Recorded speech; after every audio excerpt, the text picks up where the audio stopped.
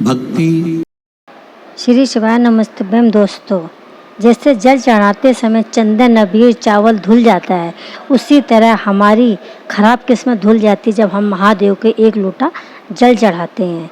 पंडित प्रदीप मिश्र द्वारा शिव महापुराण की एक कथा महामृत्युंजय जो भोपाल में चल रही है, उसके अंतर्गत बताया गया कुछ कथा कहानियाँ जो सच में अद्भुत है, अविश्वसनीय है। आप सुनिए श्री गुरु जी के मुख से। हर हर महादेव, श्री शिवाय नमस्तुभ्यम। जिसकी तुमने आराधना करी है, जिसका तुमने भजन किया है, बस वही सामने नजर आएगा, वही तुम्हारे सम्मुख में दिखेगा, वही तुम्हारे सामने दिखेगा, उसके सिवाय कोई तुमको नजर नहीं आएगा। आप कितने बड़े तेरक हो,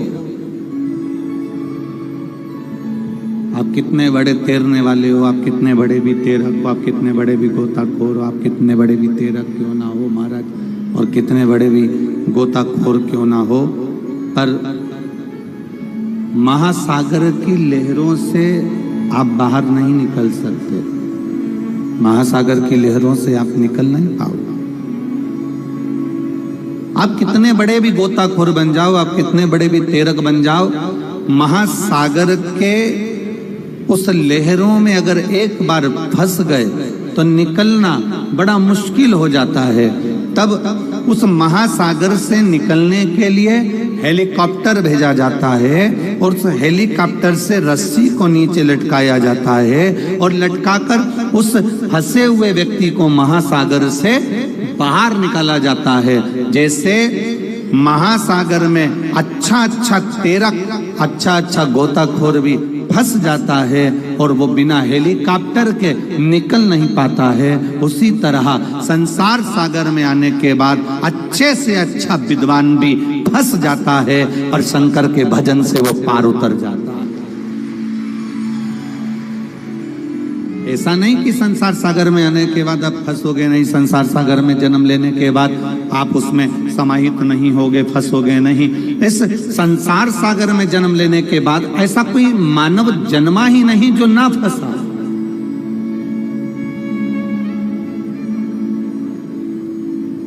इस संसार सागर में जन्म लेने के बाद ऐसा कोई मानव है ही नहीं जो फंस ना पाया हो।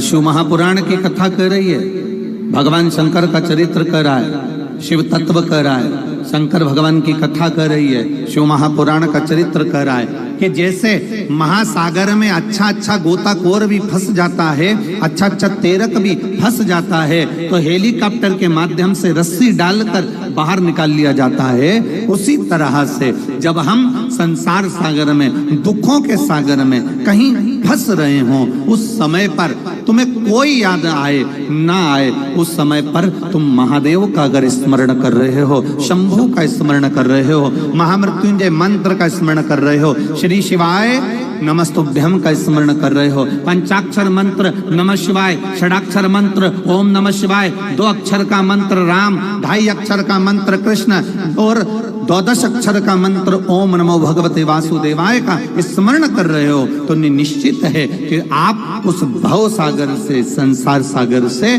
कुछ पार उतर सकते हो, आप दूर जा सकते। अरे सब मतलब के यार हमने देख लिया, संसार हमने देख लिया, झूठे नाते झूठे रिश्ते, झूठे नाते झूठे रिश्ते, अरे झूठा है संसार हमने देख लिया, सब मतलब के यार हमने देख लिया। आज जितना सुख हम भोग रहे हैं। ये परमात्मा की कृपा से हमने जो पूर्व में करा होगा, इसलिए अच्छा घर मिल गया, हमने पूर्व में कुछ अच्छा करा होगा, अच्छा पति मिल गया, पूर्व में हमने कुछ अच्छा करा होगा, अच्छी पत्नी मिल गई, पूर्व में कुछ अच्छा करा होगा, अच्छे बच्चे मिल गए, पूर्व में कुछ अच्छा करा होगा तो अच्छा परिवार मिल गया, पूर्व में कोई अच्छा करा होगा तो हमारा सनातन हिंदू धर्म मिल गया, और पूर्व में कुछ अच्छा करा होगा तो शिव महापुराण की कथा में। ये सनातन हिंदू धर्म भी ऐसे ही नहीं मिल जाता, हजारों हजारों जन्म, कौटि कौटि जन्म हमारे निकल गए होंगे। स्वयं शंकर भगवान माता पार्वती से कहते हैं, पार्वती सुनो, मेरा भजन करने वाला संसार सागर में ऐसे ही जन्म नहीं लेता, मेरी कथा सुनने वाला संसार सागर में ऐसे ही जन्म नहीं लेता, मेरे मंदिर में आने वाला संसार सागर में ऐसे ही जन्म नहीं लेता, मेरा मंत्र जाप करने वाला संसार सागर में ऐसे ही जन्म नहीं लेता। सुनो पार्वती, 84 लाख योनियां जब वो काटता है, प्रत्येक योनि में मेरा स्मरण करता है, तब जाकर कुछ अच्छा करते करते सनातन हिंदू धर्म में उसका जन्म होता है, तब जाकर वो भगवान का भजन कर पाता है, तब जाकर वो शिव की स्तुति कर पाता है। और सुनो पार्वती, ऐसा कोई धर्म नहीं जिसमें शिव नहीं। सुनो पार्वती, ऐसा कोई धर्म नहीं है जिस धर्म में लोग कहते हैं हम मंदिर नहीं जाते, जिस धर्म में लोग कहते हैं हम शंकर जी को नहीं मानते, जिस धर्म में लोग कहते हैं हम मूर्ति की पूजन नहीं करते, जिस धर्म में लोग कहते हैं हम देवालय शिवालय तीर्थ नहीं जाते, हम आपके धर्म को नहीं मानते। शिव महापुराण की कथा कहती है, इनके पूर्वजों को उठाकर देख लेना, ये आज भी शंकर की पूजन करते हैं और कल भी करते रहेंगे। शिव के बिना इनकी मुक्ति नहीं है, शिव के बिना इनका मोक्ष नहीं है, शंकर के बिना इनका उद्धार नहीं है।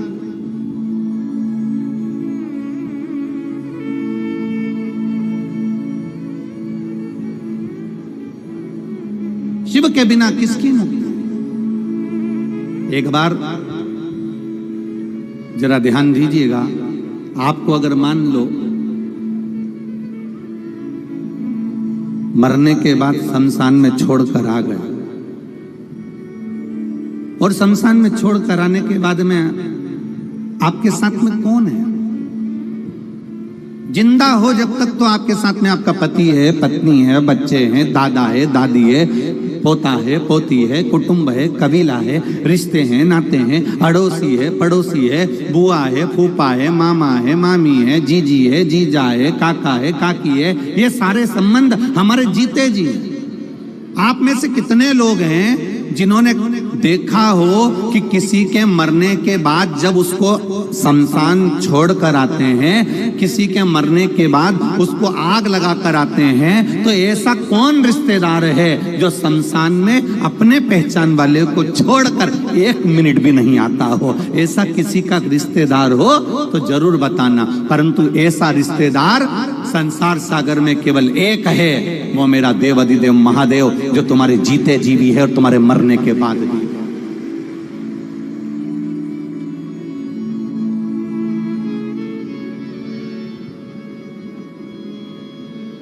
जीते जी भी है और मरने के बाद।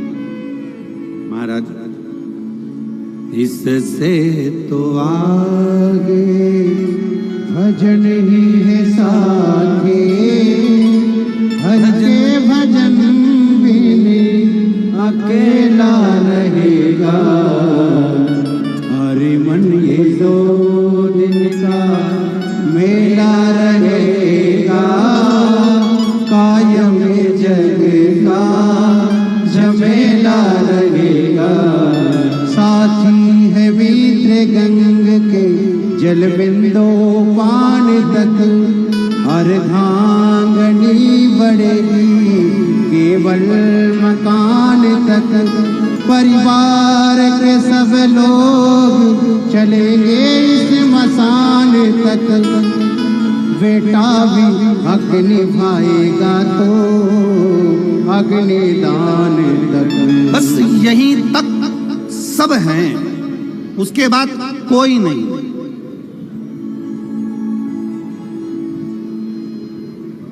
आपसे एक प्रश्न करना चाहता हूं भोपाल की इस पावन धारा पर। आज तक ये प्रश्न किसी से नहीं किया, जवाब दोगे क्या? अरे बोलो तो जम के। आज तक इस व्यासपीठ से ये प्रश्न कभी नहीं करा, इसलिए आपसे पूछना चाहता हूं, हेलमेट और सीट बेल्ट लगाने से सरकार का कोई फायदा होगा क्या? बोलो, जम के बोलो। नहीं। किसका फायदा होगा? अच्छे से तो बोलो, अपना फायदा। सरकार का कोई फायदा है क्या? हेलमेट और सीट बेल्ट लगाने से सरकार का कोई फायदा? जम के बोलो जरा, सरकार का कोई फायदा है? नहीं। फायदा किसका है? हमारा। शंकर जी के मंदिर में एक लोटा जल चढ़ाने से सीहोर वाले पंडित प्रतिम मिश्रा का कोई फायदा है क्या? जम के बोलो, फायदा किसका है? हेलमेट लगाने से, सीट बेल्ट लगाने से तुम्हारा जब एक्सीडेंट होगा तो वो सीट बेल्ट तुम्हें बचा लेगा। तुम्हारा जब एक्सीडेंट होगा हेलमेट बचा लेगा। इसमें सरकार का कोई फायदा नहीं है। मंदिर में एक लोटा जल चढ़ाने से फायदा तुम्हारा है। तुम्हारी दुख की घड़ी में मेरा महाकाल तुम्हारे साथ खड़ा होगा, सीहोर वाला महाराज नहीं।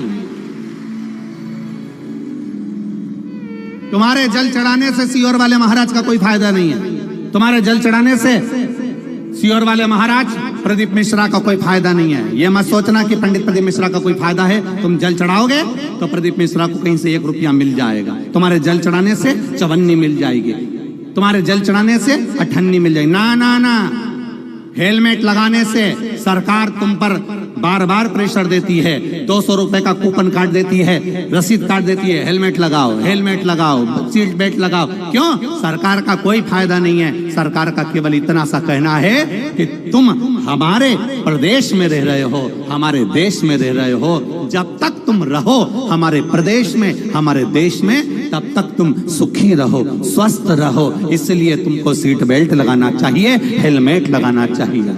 और हम भी केवल इतना सा चाहते हैं, जब तक मृत्यु लोक में रहो, तुम्हारे जीवन में अगर दुख आए तो 1 लोटा जल शिव जी के मंदिर में चढ़ाते रहो। इसमें सीहोर वाले महाराज का कोई फायदा नहीं, इसमें तुम्हारा फायदा है। तुम्हारे दुख की घड़ी में कालाधिपति मेरा कुबेरेश्वर महादेव खड़ा मिलेगा, वो परमात्मा मिलेगा।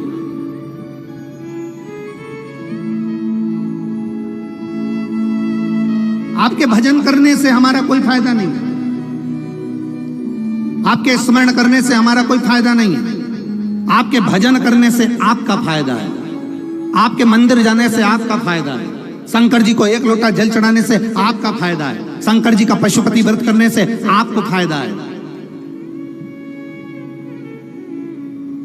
हमारा कोई लाभ नहीं है। लाभ तुम्हारा, देखो एक पत्र में आया, एक पत्र में किसी ने लिखा,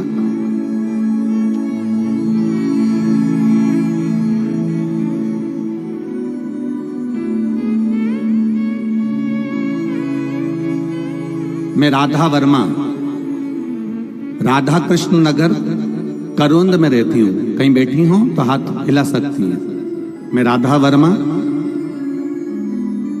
कहीं बैठी हो तो हाथ हिला सकती हैं। मैं राधा वर्मा, राधा कृष्ण नगर करोंद में रहती हूँ। मेरा मोबाइल नंबर ये है। आप लोग एलईडी पर, आस्था चैनल पर भी पत्र को पढ़ सकते हो। कहीं बैठी हो तो हाथ जरूर हिलाइएगा।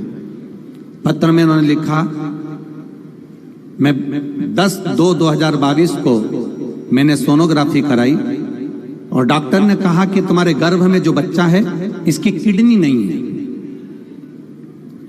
इसकी किडनी नहीं है। गुरुदेव, बड़ा दुख हुआ। 15 दिन डॉक्टर ने कहा कि इस बच्चे की किडनी नहीं है, आप चाहें तो इस बच्चे को ना रखें तो अच्छी बात है, इस बच्चे को जन्म मत दो, ये बच्चा बीमार रहेगा, इसकी किडनी नहीं है। 15 दिन का समय डॉक्टर ने दिया और 15 दिन के समय में बस डॉक्टर ने कहा इसके बाद ऑपरेशन करना पड़ेगा। हमने दूसरे हॉस्पिटल में जाकर बच्चे की जांच कराई, उसने भी यही कहा कि इस बच्चे की किडनी नहीं आ रही है, सोनोग्राफी में किडनी नहीं है। 15 दिन डॉक्टर ने फिर बुलाए, फिर जांच कराया, पर उसमें किडनी नहीं आई। तीसरे हॉस्पिटल में गए, तब भी किडनी नहीं है। तब किसी ने कहा एक काम करो, कुबरेश्वर धाम चले चलते हैं, वहां से एक रुद्राक्ष लेकर आएंगे, वो रुद्राक्ष गलाएंगे, पानी शिव को चढ़ाएंगे, वो लाकर बहू को पिलाएंगे। जल दिया, शिवजी पे चढ़ाया हुआ जल पीना प्रारंभ करा, परिवार में पशुपति व्रत करना प्रारंभ करा, एक बेलपत्र खाना प्रारंभ करा और अगली सोनोग्राफी 22वें दिन कराई। डॉक्टर ने कहा ये तो चमत्कार सा है, बच्चे की दोनों किडनियां वापिस आ गई हैं। ये कृपा है, ये उदारता है देवादिदेव महादेव, ये उदार, ये शिव की कृपा है, ये शंकर की उदार, और ये शिव की कृपा बिना कुछ नहीं होता। शिव की कृपा बिना कुछ नहीं होता। खाली न जाता कोई दर से तुम्हारे, खाली न जाता कोई दर से तुम्हारे, मैं भी खड़ी हूँ नंदी बाहे पसारे। आप शिव की आराधना में लगे हो, शंकर की भक्ति में लगे हो, इसमें सियोर वाले महाराज का कोई लाभ नहीं है। आपने एक लोटा जल शंकर भगवान को चढ़ाया, विश्वास कर कर पीना प्रारंभ करा। आपने एक बेलपत्र शंकर भगवान को चढ़ाई, विश्वास कर कर खाना प्रारंभ किया। आपने शंकर भगवान के मंदिर में जाना प्रारंभ करा। आप 2 कदम चलकर शिव के दरवाजे तक जाते हो तो तुम्हारा दुख मिटाने के लिए वो कैलाश को छोड़कर तुम्हारे दरवाजे तक आता है। ये निश्चितता है।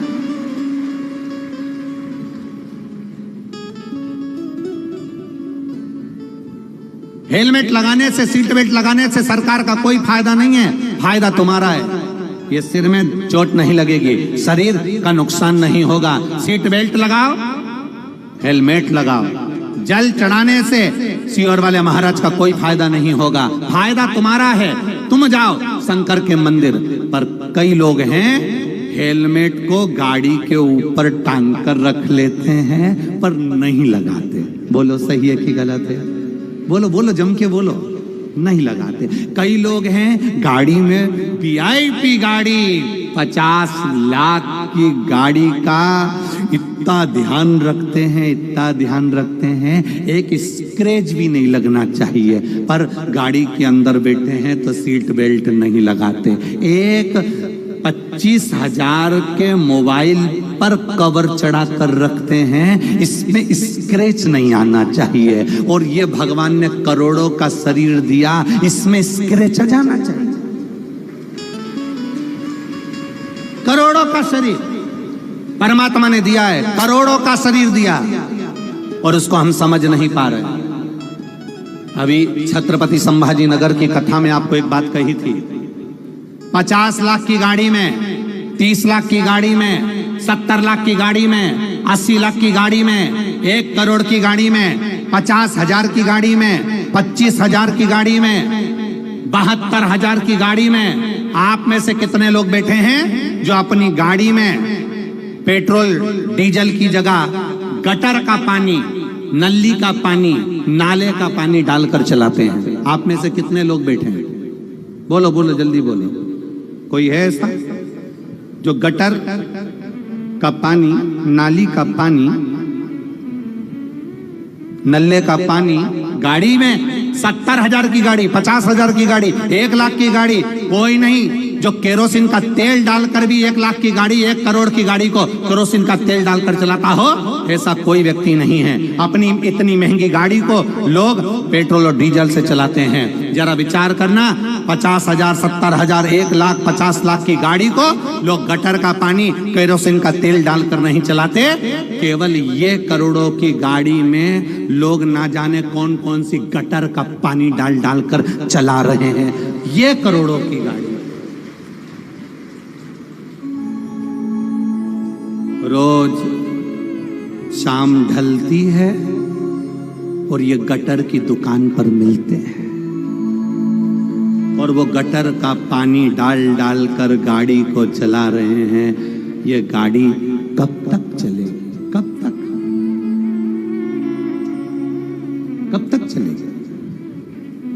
ये गाड़ी बहुत दिन तक चलने वाली नहीं। फिर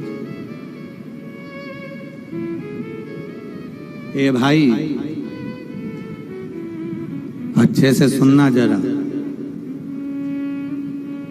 एक आंकड़ा निकलवाना। मेरा निवेदन है, एक आंकड़ा निकलवाओ सरकार से। समुद्र में डूबकर मरने वालों की संख्या कम है, बावड़ी में डूबकर मरने वालों की संख्या कम है, तालाब में डूबकर मरने वालों की संख्या कम है, कुएं में डूबकर मरने वालों की संख्या कम है, समुद्र में डूबने वालों की संख्या कम है, खड्डे में डूबकर मरने वालों की संख्या कम है, पर प्याली में डूबने वालों की संख्या ज्यादा है। जितने समुद्र में डूबकर नहीं मरे, जितने पानी में डूबकर नहीं मरे, जितने तालाब और बावड़ी में डूबकर नहीं मरे, जितने कुएं और बावड़ी में डूबकर नहीं मरे, उतने नशे में डूबकर लोग मर गए हैं। जरा आंकड़ा निकलवाओगे तब समझ में आएगा। इस शरीर की कीमत को समझो कि करोड़ों का शरीर दिया है। एक एक किडनी 50-50 लाख की मेरे देव अधिदेव महादेव ने दी है। फेफड़े दिए, नेत्र दिए, श्रवण शक्ति दी, मुख दिया, हाथ दिया, पांव दिया, उसको धन्यवाद देते रहो। ये तेरी उदारता, ये तेरी कृपा है। तेरी कृपा बिना नहीं हो सकता। जो तू दिया है वो कोई नहीं दे सकता, जो तू दिया। आज फिर आदरणीय विश्वास भैया के यहाँ से भाभी जी आज फिर कह रही थी, गुरुदेव श्रीमती रूमा जी सारंग फिर कह रही थी, बड़े बड़े सौभाग्य हमारे, बड़े बहुत बड़ा भाग्य है हमारा जो हम इस पावन शिव महापुराण कथा के यजमान पद मिला। गुरुदेव आप कहते हो शंकर और पार्वती को यजमान का पद मिला था, ये तो शिव ने हमारे ऊपर बड़ी कृपा करी है। एक बार जोरदार ताली श्रीमती रूमा जी सारंग जी के लिए। बहुत बहुत साधुवाद है आपके विचारों को, आपके भावों को और आपके निर्मल स्वभाव को।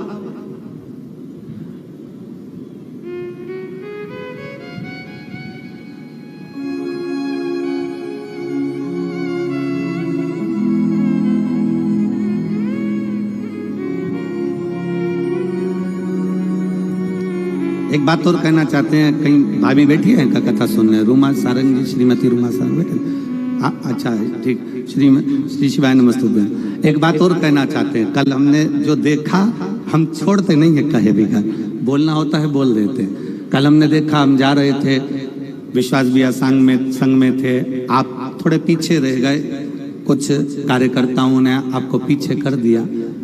इस जगह पर कोई दूसरे मिनिस्टर की अगर पत्नी होती ना, 50 भर अकड़ दिखा देती, पर आपका स्वभाव, आपको नम्रता का जो भाव है, धन्यता है आपको। बहुत बहुत साधुवाद, बहुत बहुत साधुवाद।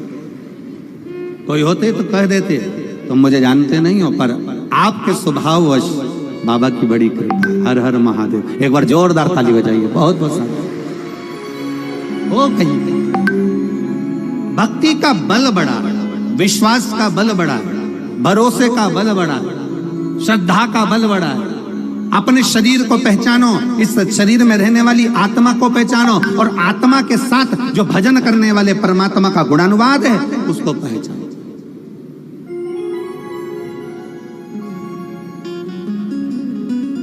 पहचानना। ये हेलमेट लगाने से के फायदा केवल तुम्हारा है, सीट बेल्ट लगाने से फायदा केवल तुम्हारा है, जल चढ़ाने से फायदा केवल तुम्हारा है। शंकर के मंदिर तुम 2 कदम चलकर जा रहे हो। मेरा देव अधिदेव महादेव तुम्हारे दुख की घड़ी में, तुम्हारे कष्ट की घड़ी में, तुम्हारे तकलीफ की घड़ी में कोई खड़ा हो ना खड़ा हो, पर मेरा महादेव तुम्हारे जीते जी भी है और तुम्हारे जाने के बाद भी शमशान में भी वही खड़ा है, बैठा इंतजार में तुम्हारे लिए तत्पर खड़ा हुआ, तत्पर।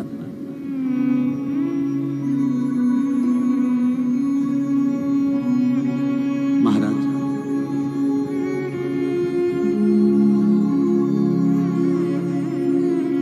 बहुत अच्छे से समझिएगा।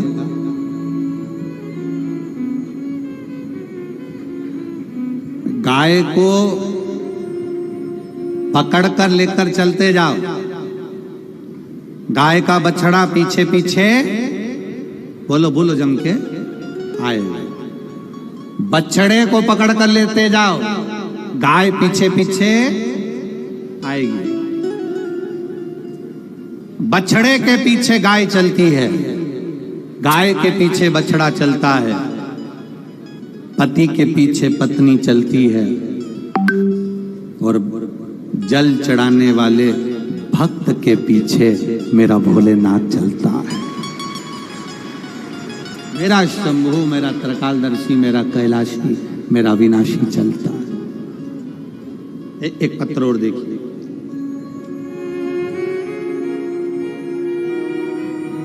मैं सुनीता बैरागी, टीला जमालपुरा, भोपाल से हूं। मेरा मोबाइल नंबर ये है। कहीं बैठी हैं? सुनीता बैरागी, टीला जमालपुरा, भोपाल से। कहीं बैठी आप ही हैं? दोनों हाथ हिला दो ऐसा एक बार। हाँ, दोनों हाथ हिला दो। मैं सुनीता बैरागी, टीला जमालपुरा, भोपाल से हूं। आपने भजन की एक लाइन अच्छी लिखी है, अरे लुटा दिया भंडार काशी वाले ने, कर दिया माला काशी। गुरुजी, पशुपति व्रत का और एक लोटे जल का क्या महत्व है, मैं क्या वर्णन करूं गुरुदेव। मेरे भोले बाबा ने क्या करा, मैं किसको बताऊं। दुनिया के लोग विश्वास करे ना करे एक लोटे जल पर मैं विश्वास करती हूं। बहुत समय से सरकारी नौकरी की तैयारी कर रहा था पुत्र, कहीं पर भी सरकारी नौकरी नहीं लग रही थी। तब उससे कहा कि एक बार पशुपति व्रत करो और शिव जी के मंदिर में एक लोटा जल चढ़ाओ, प्रतिदिन चढ़ाओ। मेरे बेटे ने कहा, माँ जल चढ़ाने से कोई नौकरी लगती है क्या? मैंने कहा, सीओर वाला महाराज कहता है, एक बार करने में क्या जाता है, नौकरी के लिए अप्लाई करो और जल चढ़ाओ। मेरे बेटे ने अप्लाई करा नौकरी के लिए, जल चढ़ाया, पढ़ाई दिल से करी, विद्या अध्ययन दिल से करा। खूब अध्ययन करने के बाद जब मेरे बेटे ने नौकरी के लिए अप्लाई करा, आज मेरे बेटे को रेलवे में स्टेशन मास्टर के पद पर चयनित किया गया है। मैं बाबा को यहाँ धोख लगाने के लिए। बधाई आपको बहन, बहुत बहुत। बिराजी हर हर। शिव कृपा किसको कहते हैं? शंकर की उदारता किसको कहते हैं? शिव स्मरण किसको कहते हैं? शंकर की भक्ति किसको कहते हैं? इसमें सीहोर वाले महाराज का फायदा नहीं तुम्हारे जल चढ़ाने से, बेलपत्री चढ़ाने से सीहोर वाले महाराज का फायदा नहीं है, पर तुम्हारे जल चढ़ाने से, तुम्हारी बेलपत्र चढ़ाने से, तुम्हारे भजन करने से, तुम्हारा पशुपति व्रत धारण करने से फायदा तुम्हारा है। तुम दिल से शिव महापुराण की कथा सुन रहे हो। इतने सारे पंडाल, रोज पंडाल बढ़ रहे हैं, रोज पंडाल बढ़ाए जा रहे हैं। प्रतिदिन लाखों की संख्या में लोग बढ़ बढ़कर यहाँ आ रहे हैं। तुम्हारी लाखों की संख्या में आप लोग जो कथा सुनने आए हो, इतना विश्वास रख कर जाना कि खाली मेरा भोलेनाथ नहीं भेजेगा, तुम्हें भरकर भेजेगा। यहाँ खाली नहीं भेजेगा।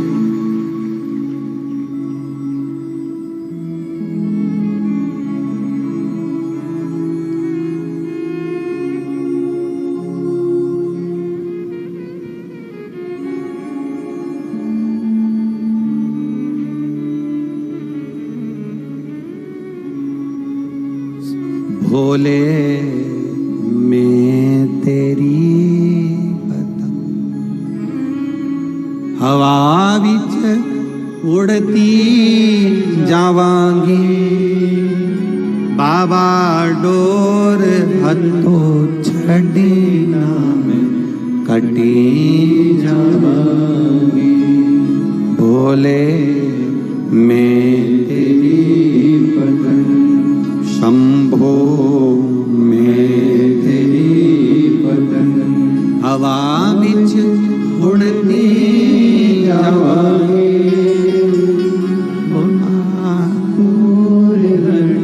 छड़ी ना मैं कटी जावांगी। बाबा मैं तेरी पतंग, शंभो मैं तेरी पतंग। हमारा भाव, हम भगवान के भजन में जो समय लगा रहे हैं, भगवान के स्मरण में जो समय लगा रहे हैं, वो समय खाली नहीं जाए। पार्वती जी ने शिव जी की आराधना करी थी, माता पार्वती जी ने भगवान शंकर की आराधना करी थी।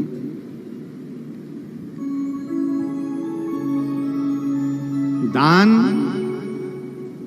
भजन, प्यासे को पिलाया गया पानी, भूखे को कराया गया भोजन, स्मरण, कीर्तन, मंत्र जाप, ये खाली नहीं जाता।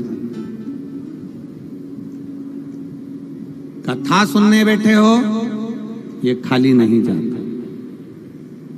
एक बड़ा सुंदर चरित्र, एक बार माता पार्वती जी ने शिव जी से संसार में सुख और दुख के बारे में स्मरण किया। आवाज बढ़ाओ। शिव जी से सुख और दुख के विषय में माता पार्वती जी ने प्रश्न किया। थोड़ा ध्यान से सुनना, बड़ा अच्छा चरित्र। काशी में नंदन वन में भगवान शंकर और पार्वती बैठे हैं।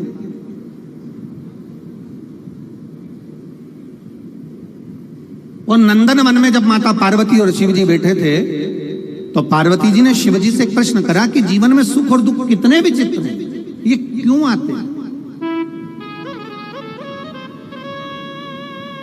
सुख मिला तो क्यों मिला, और दुख मिला तो क्यों मिला? ये माता पार्वती जी ने शिव जी से प्रश्न किया। शंकर भगवान ने बड़े भाव से इस सुख दुख के चरित्र का वर्णन किया। शिव जी कहते हैं, सुनो पार्वती, मैं तुम्हें एक चरित्र सुनाता हूं।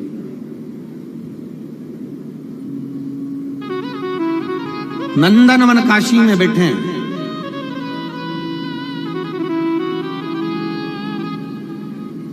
और नंदनवन काशी में बैठकर भगवान शंकर पार्वती जी से कर, मैं तुम्हें एक चरित्र सुनाता हूं।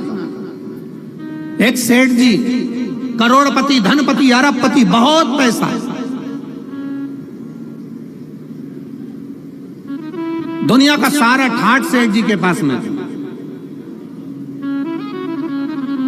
दुनिया का सारा वैभव सेठ जी के पास में था। करोड़ों का धन सेठ जी के पास में, गाड़ी, बंगला, सब कुछ, सब दिया परमात्मा ने, बहुत दिया। पर सेठ जी कंजूस थे और उन्होंने अपनी जिंदगी में आज तक एक चवन्नी का दान नहीं किया, कभी किसी को एक गिलास पानी नहीं पिलाया। रिश्तेदार भी अगर आ जाएं तो वो पानी ना पिलाए, भोजन ना कराए, तो रिश्तेदारों ने आना भी बंद कर दिया, कोई नहीं आता, कभी दान नहीं करा। और उसके यहाँ का नियम था, सेठ जी के 3 बेटे, सेठ जी के तीनों बेटों में से 2 बेटों की शादी हो गई, एक बेटा कुंवारा था, सबसे छोटा वाला। छोटे बेटे की शादी होना थी, सेठ जी ने संबंध देखा और बच्चे का विवाह करा। छोटी बहू घर के अंदर आ गई। छोटी बहू आई तो घर की जो जेठानियां थी, दोनों जेठानियों ने छोटी बहू को अपने कमरे में बिठाया और बिठाकर समझाया, सुनो,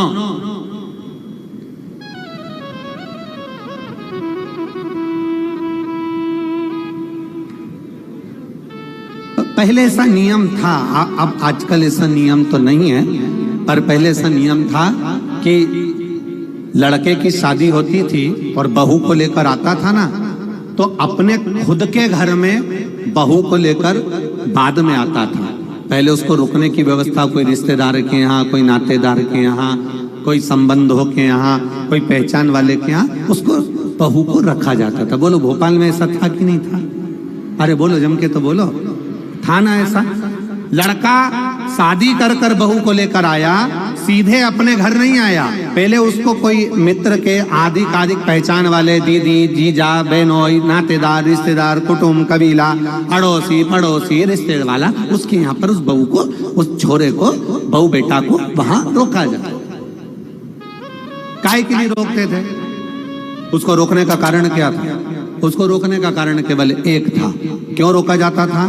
केवल एक कारण से कि बहू जब वहां पर आए तो उसको हमारे घर के बारे में हमारे रिश्तेदार सब बता दें कि तुम्हारी सास ऐसी है, तुम्हारे ससुर ऐसे हैं, तुम्हारा देवर ऐसा है, तुम्हारा जेठ ऐसा है, तुम्हारा परिवार ऐसा है। अब जो छोटी बहू आई है तो दोनों जेठानियों ने उससे मिला और मिलकर कहा, सुनो, हमारे ससुर का एक नियम बड़ा प्रबल है, उसको याद रखना। हमारे ससुर का नियम बड़ा तेज है, उसको याद रखना। कौन सा नियम? छोटी बहू ने पूछा कि कि तुम्हारे यहाँ का नियम क्या है? तो हमारे ससुर का एक नियम है, कभी जिंदगी में अगर घर में रहना है तो दान बिल्कुल, बोलो बोलो जम के बोलो, नहीं करना। एक रोटी का भी दान मत करना। अगर डब्बे में रोटी बच जाए तो दूसरे दिन उस रोटी को मिक्सर में पीस के चूड़ा बना के खा जाना, पर गाय को भी मत देना। यह हमारे ससुर का नियम।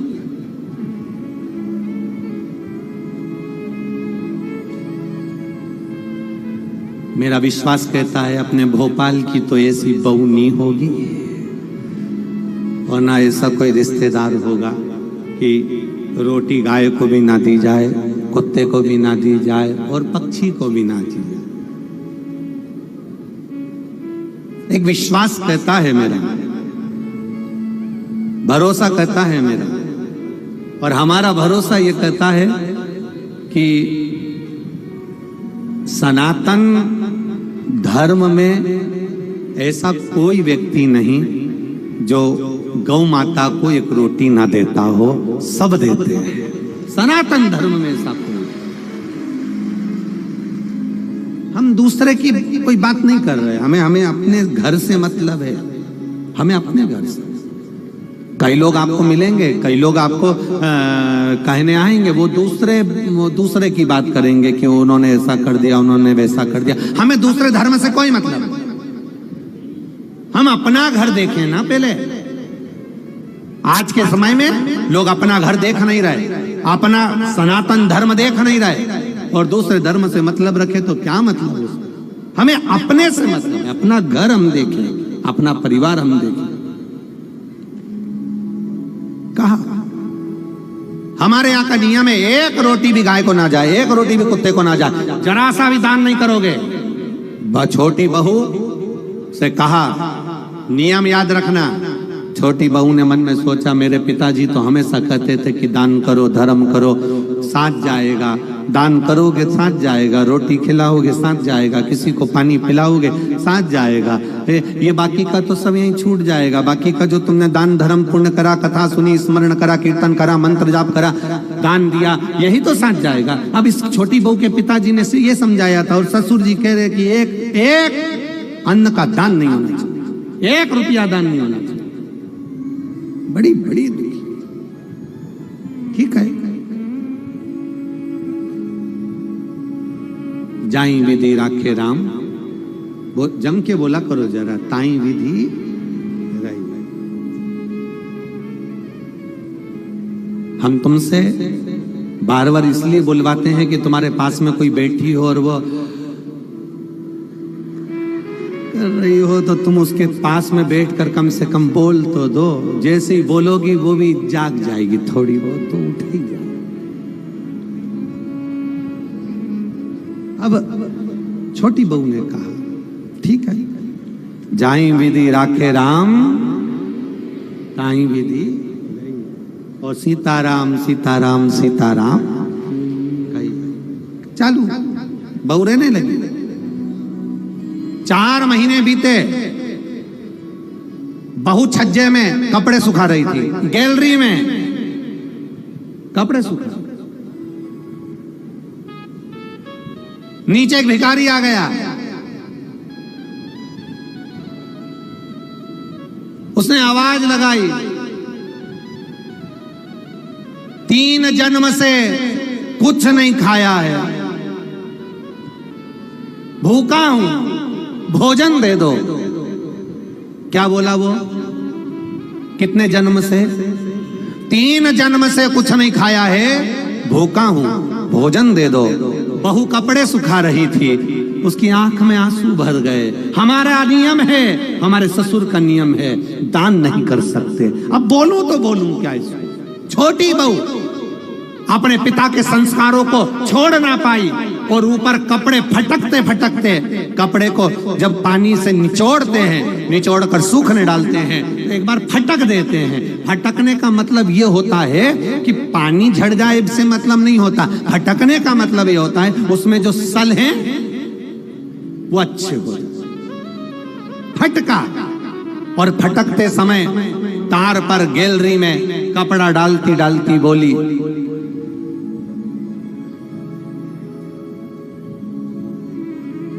बासी खाना खा रहे हैं, कल हमारा उपास है। क्या बोली? आप भी बोलो, जम के बोलो। बासी खाना खा रहे हैं, कल हमारा उपास है। इतना भिखारी ने सुना और भिखारी चले गया। अब भिखारी तो चले गया, पर नीचे जो कुर्सी डाल के अखबार पढ़ रहा था, कौन? जम के बोलो, ससुर। बस उसने सुन लिया। अच्छा हुआ तुमने ससुर बोला हो, नहीं तो एक जगह कथा कर रहे थे, उन्होंने कह दिया एक भिखारी तो चले गया, पर नीचे जो कुर्सी डाल के अखबार पढ़ रहा था, तो लोगों ने कह दिया वो भी। भोपाल के लोग, एक बात तो है, इस मामले में समझदार बहुत है। जबरदस्ती लोग भोपाली लोगों का, भोपाल के लोगों के कह देते हैं साहब माँ तो इतनी गाली बकते हैं, माँ तो ये साड़ा तेड़ा बोलते हैं, साहब माँ तो बात बात में अपशब्द कह देते हैं। हमने देखा, अभी हमको भी यहाँ पर 3 दिन हो गए, सब अच्छे से ही बोल रहे हैं, सब अच्छे से। एक भी ऐसा नहीं मिला जो गड़बड़ बोला, एक भी। बड़े भाव, वो तो दुनिया के लोग हैं, कहते रहेंगे अपन तो अपना भजन करो। भिखारी चले गया, कुर्सी डालकर अखबार पढ़ रहा था, कौन? ससुर। और अखबार पढ़ते पढ़ते उसके कानों में शब्द गया कि बहू ने कहा बासी खाना खा रहे हैं, कल हमारा उपास है। भिखारी तो गया, ससुर को क्रोध आ गया और ससुर को गुस्सा आया। बताओ, कल की आई बहू 4 महीने नहीं हुए, इसको कौन सा बासी खाना खाने को दे दिया और कौन सा इससे उपास करवा दिया? इतना अच्छा खाना मिल रहा है, रोज ताजा खाना खा रही है, अच्छे से दे रही है, इसका पति कमा रहा है और हम उपास करा रहे हैं। ससुर को क्रोध आया, उसने दोनों बहुओं को बुलाया। बड़ी बहुओं को बुलाकर कहा अब इस बहू को मैं अपने घर में नहीं रख सकता, क्योंकि इसने मेरी बदनामी कर दी एक भिखारी के सामने, मेरी बदनामी कर दी है भिखारी के सामने।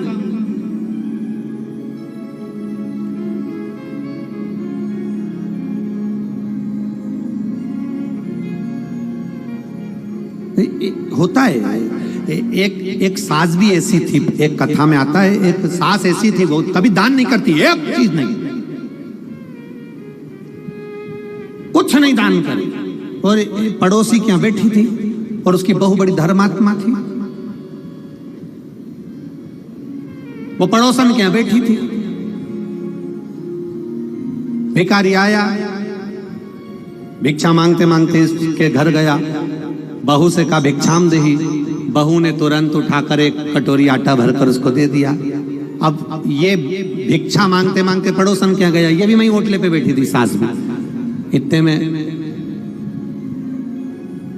तुरंत सास ने वहां पर आवाज लगाया, भिक्षुक ने, माता भिक्षाम देही, तो पड़ोसन ने भी उसको भगा दिया। तो इसने जो यहाँ बैठी थी पड़ोसन, इसने पूछा क्यों, वो 3रे नंबर के घर पर गए थे क्या? हाँ। कुछ दिया क्या? हाँ। क्या दिया? 1 कटोरी आटा। इसमें इतने में भिखारी का हाथ पकड़कर बोड़िया लेकर अपने घर गई और बहू को बुलाया। बहू, ए बहू। बहू आई, क्या है माँ? तूने भिखारी को 1 कटोरी आटा दिया? हाँ। किससे पूछ के दिया? किसी से नहीं, अपना घर है, दान करना चाहिए। इतने में सास को गुस्सा आया और भिखारी से कहा, भिक्षुक से कहा, तुमने मेरे घर से आटा लिया? हाँ। वापिस दो।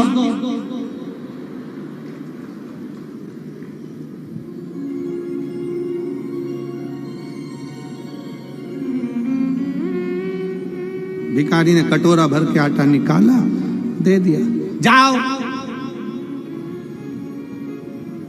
इस घर में मेरी चलती है, मैं बोलूंगी तो बहू आटा देगी और मैं बोलूंगी तो नहीं देगी। जाओ। मैं जब तुमसे बोलूंगी तुम आओ, तुम आना, फिर मैं आटा। अब भिखारी ने फिर बोला माता भिक्षाम से ही। सास ने कहा कटोरी भर के आटा दो। बाहर खड़े भिखारी ने सास से पूछा तुम ऐसा क्यों करी? सास ने कहा आज से ही नई नवेली बहू की घर में चलने लगेगी तो मेरी कभी नहीं चलेगी, इसलिए मेरी चलना चाहिए, इसलिए मैंने ऐसा मेरी चलना चाहिए। अब ससुर जी बैठे थे, ससुर ने बहुओं को बुलाया, इसने तो हमारी इज्जत खराब कर दी। ये कह रही है कि बासी खाना खा रहे हैं और कल हमारा उपास है। बताओ कौन सा बासी खाना खिलाया इसको? कल की आई हमें बदनाम कर रही है। अब तुरंत ससुर ने पत्र लिखा और समधी जी को भेजा, आप अपनी लड़की को लेकर चले जाओ क्योंकि ये हमें बदनाम कर रही है, ऐसी लड़की हमें नहीं रखना, हम इसको ताजा खाना खिलाते हैं, ये बासी खाना खाने की बात करती है। एक भिखारी को इसने ऐसा ऐसा बोला है। और समधी के पास पत्र गया, समधी की आंख में आंसू भर गए। मेरी बेटी को 4 महीने हुए हैं शादी को, कैसे लेकर आ जाऊं? और मेरी बेटी ऐसी है ही नहीं, मैंने उसको संस्कार दिए हैं, वो कभी गलत कर ही नहीं सकती, ये मेरा विश्वास कहता है, ये मेरा भरोसा करता है। मैं कैसे कह दूं कि मेरी बेटी ने कुछ गलत कहा होगा, कि मैं भूखी मर रही हूं या मैं उपवास कर रही हूं या हम बासी खा रहे हैं? ये मेरी बेटी बोल नहीं सकती, भले बासा खा लेगी पर बोल नहीं सकती। आखिर हुआ क्या है? ससुर ने, समधी ने पंचायत बिठाई और पंचायत में बैठे हुए लोगों से कहा क्या मेरी बेटी ऐसी है? नहीं, तुम्हारी बेटी तो संस्कारवान है, ऐसा बोल ही नहीं सकती। बुलाओ समधी को। और बुलाया सेठ जी को। बोलो सेठ जी क्या बात है? सेठ जी ने कहा ये खड़ी लड़की, ये खड़ी मेरी छोटी बहू, इसने भिखारी से कहा हम बासी खाना खा रहे हैं और कल हमारा उपास है। पूछो नहीं बोला कैसने, रोज ताजा खाती है, चाय बनाकर पीती है, दूध पीती है, गरम गरम भोजन करती है, फिर इसने कैसे कह दिया कि बासी खाना खा रहे हैं और कल हमारा उपास है? इतने में पंचायत ने बेटी से पूछा, बेटी बता कि बासी खाना खा रहे हैं, कल हमारा उपास है, तूने भिखारी से ऐसा क्यों कह दिया? बेटी कहती है मेरे पापा कहते थे ये जो मकान दिख रहा है, जो ये दुकान दिख रही है, जो ये गाड़ी दिख रही है, ये हमने पूर्व में करा होगा, बासी है, पुराना करा था तो आज मिल गया, और अगर आज नहीं करेंगे तो कल भूखे मरना पड़ेगा, इसलिए उपास करना पड़ेगा। ये बासी है, 50 लाख की गाड़ी में घूम रहे हो, समझ लेना पूर्व का हमारा पुण्य है। अच्छा भोजन कर रहे हो, समझ लेना पूर्व का हमारा पुण्य है। खूब धन है तुम्हारे पास में, समझ लेना पूर्व का हमारा पुण्य है। आज अपना राशि ठाठ है, ये पूर्व का पुण्य है। हमने पूर्व में कुछ अच्छा करा होगा, बासी खाना खा रहे हैं, पूर्व का करा था, आज हमें सुख मिल रहा है। और अगर आज हम दोनों हाथों से नहीं करेंगे तो कल 3 बत्ती चौराहे पर कटोरा लेकर भीख मांगते हुए भूखे मिलेंगे। पूर्व का कर्म है हमारा। आपको लोग सलाम ठोक रहे हैं, आपको लोग नमन कर रहे हैं, आपको लोग प्रणाम कर रहे हैं, आपको लोग दंडवत कर रहे हैं, आपको लोग नमन कर रहे हैं, आपकी लोग बात सुन रहे हैं, आपका जय जयकार हो रहा है, आप गाड़ी में घूम रहे हैं, 4-4 बंगले आपके पास में हैं, खूब अच्छा मकान, खूब अच्छी पत्नी, बच्चे, परिवार, कुटुंब, कबीला सब अच्छा मिला है। समझ लेना उस परमात्मा की कृपा है। दोनों हाथों से पुराने समय में करा था, इसलिए आज मिल गया। आज दोनों हाथों से करते हुए चलना तो अगला जन्म जब मिले तो भगवान फिर टूटमान होकर देता चले, इसलिए दोनों हाथों से लुटाते चले।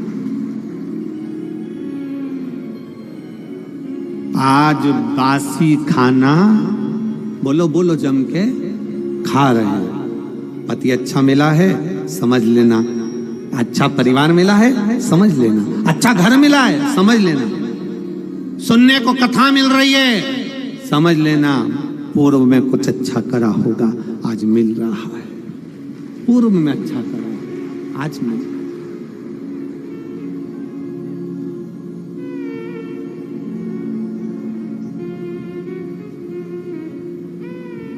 क्या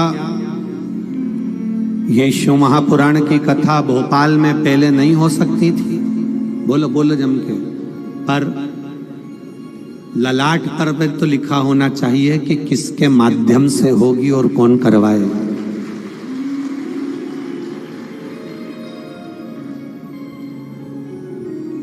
स्वर्गीय श्री कैलाश नारायण जी सारंग जी, जिनका पुण्य इतना प्रबल होगा, कहीं मां नर्मदा के तट पर रहे और मां नर्मदा जी की गोद में रहकर ना जाने कितने लोगों को, नर्मदा परिक्रमा करने वालों को, सदाव्रतियों को कुछ अन्न का दान किया होगा, कुछ पुण्य का कार्य किया होगा। तब नर्मदा जी ने सुनकर यीशु महापुराण की कथा उनके कुल में करा दी, कुल में। और मैं साधुवाद दूंगा, धन्य है ऐसे माता पिता, स्वर्गीय श्री कैलाश नारायण जी सारंग जी, श्रीमती प्रसून जी सारंग जी, धन्य है जिन्होंने ऐसे बेटे को जन्म दिया, जिस बेटे ने ये पावन शिव महापुराण की कथा को कराकर संपूर्ण राष्ट्र का उत्थान करवाया। धन्य, कुल धन्य, परिवार धन्य। सहज नहीं, ये पूर्व का हमें जो मिला है उसका हम सदुपयोग करते चले। बहुत ध्यान देना महाराज, बहुत ध्यान देना। मत बुरे कर्म कर बंदे, वरना पछताएगा। भगवान की आंखों से तू बच नहीं पाएगा, वो बच नहीं पाएगा। अरे ओ अज्ञानी, मत करना दानी। अरे ओ अज्ञानी, मत करना दानी। तेरे कर्म का फल भी तो ही पाएगा, जैसा किया तूने तेरे आगे आएगा। मत बुरे कर्म कर बंदे, वरना पछताएगा। भगवान की आंखों से तू बच नहीं पाएगा, तू बच नहीं पाएगा। अरे ओ अज्ञानी, मत करना दानी। हम अच्छा कर्म करेंगे मिलेगा, हम अच्छा पुण्य करेंगे मिलेगा, हम अच्छा भजन करेंगे मिलेगा।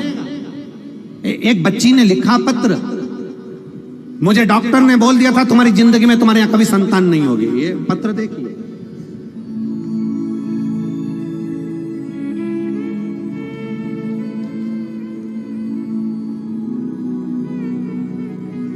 मेरा नाम मनीषा चोटेले है। मैं एकतापुरी कॉलोनी अशोका गार्डन में रहती हूँ। कहीं बैठी हो तो हाथ हिलाइए, कहीं पर बैठी हो तो हाथ हिला सकती हैं। मेरा नाम मनीषा चोटेले है। मैं एकतापुरी कॉलोनी अशोका गार्डन में रहती हूँ। कहीं बैठी हो तो हाथ हिला सकती हैं। अशोका गार्डन में रहती हूँ।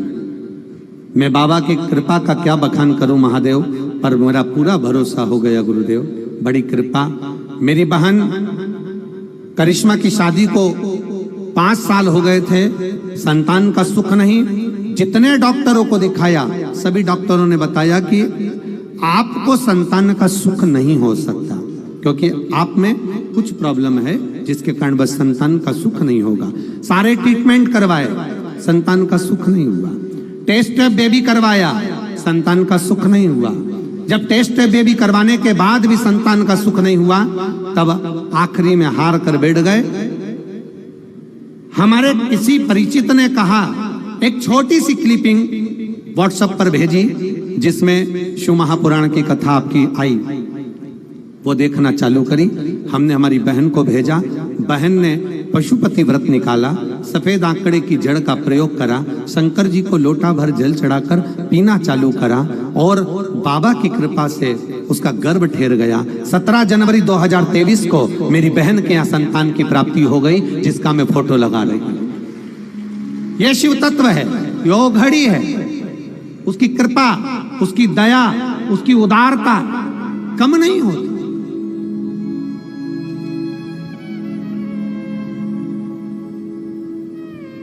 देवता उतना देंगे जो तुम्हारे भाग्य में लिखा होगा, भगवान उतना देंगे जितना तुम्हारे भाग्य में, किस्मत में लिखा होगा। पर मेरा महादेव सबसे हट कर देता है। तुम्हारे भाग्य में अगर दुख लिखा है तो उसको जल चढ़ाते हो शंकर भगवान पर।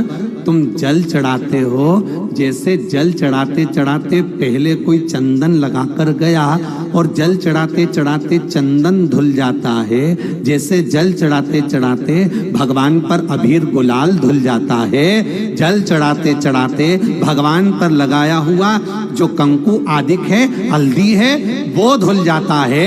जैसे जैसे रोज रोज शंकर भगवान पर जल चढ़ाते जाते हो, प्रतिदिन 1 लोटा जल चढ़ाते जाते हो, वैसे वैसे हमारी किस्मत में लिखा हुआ दुख भी मिट जाता है। हमारे भाग्य में लिखा हुआ दुख कट जाता है। जल चढ़ाओ महादेव को, दुख कटे अपना।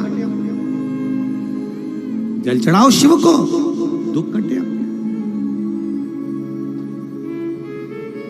भगवान से तो प्रार्थना करते रहा करो कि लिखण वाले तू हो के दयाल लिखना, मेरे हृदय बीच शिव जी का प्यार लिखना, पाँव में लिखना जाना शिव के द्वारे, पाँव पे लिखना, आप भी बोलो, जाना शिव के द्वारे, नैनों में शिव का दीदार लिखना, नैनों में शिव का दीदार लिखना, मेरे हृदय बीच शिव जी का प्यार लिखना। ओ लिखण वाले तू हो के दयाल लिखना, लिखण वाले तू हो के दयाल लिखना, मेरे हृदय बीच शिव जी का प्यार लिखना, मेरे हृदय बीच शिव जी का प्यार लिखना, लिखण वाले तू हो के दयाल लिखना, लिखण वाले तू हो के दयाल लिखना, ओ लिखण वाले तू हो के दयाल लिखना, लिखण वाले तू हो के दयाल लिखना, मेरे हृदय बीच शिव जी का प्यार लिखना, मेरे हृदय बीच शिव जी का प्यार लिखना, मेरे हृदय बीच शिव जी का प्यार लिखना, मेरे हृदय बीच शिव जी का प्यार लिखना।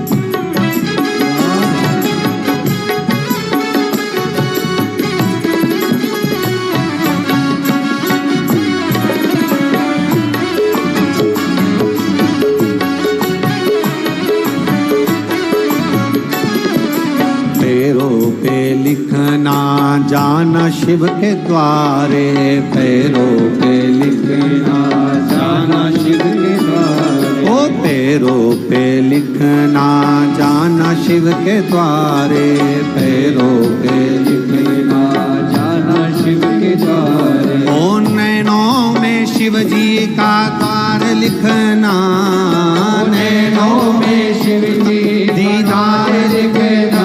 ओ नैनों पे शिव का दीदार लिखना, नैनों में शिव का दीदार लिखना।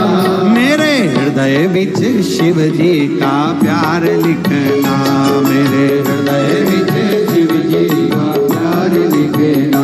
मेरे हृदय बिच शिव जी का प्यार लिखना, मेरे शिव जी का प्यार लिखना। ओ लिखण वाले तू हो के दयाल लिखना, लिखण वाले तू हो के दयाल लिखना। ओ लिखण वाले तू हो के दयाल लिखना, लिखण वाले तू हो के दयाल लिखना। मेरे हृदय बिच शिव जी का प्यार लिखना, मेरे हृदय बिच शिव जी का प्यार लिखना। जय हो।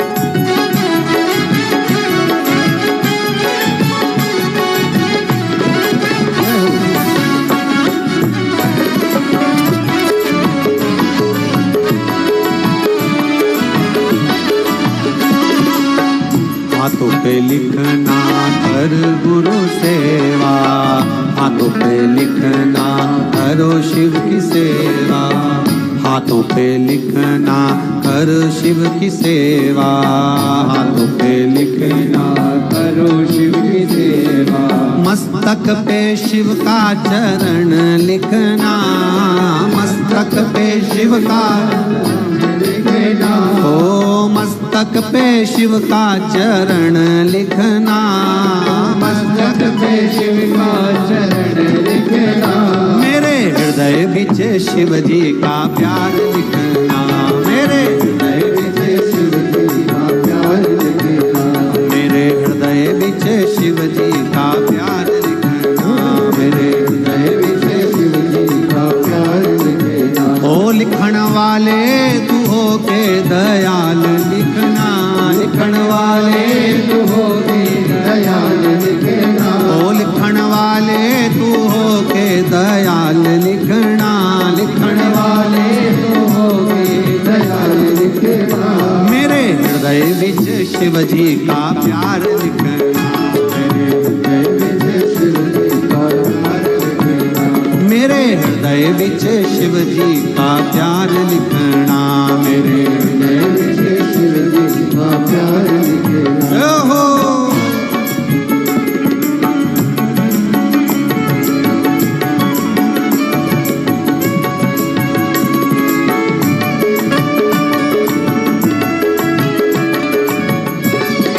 हरि बोल।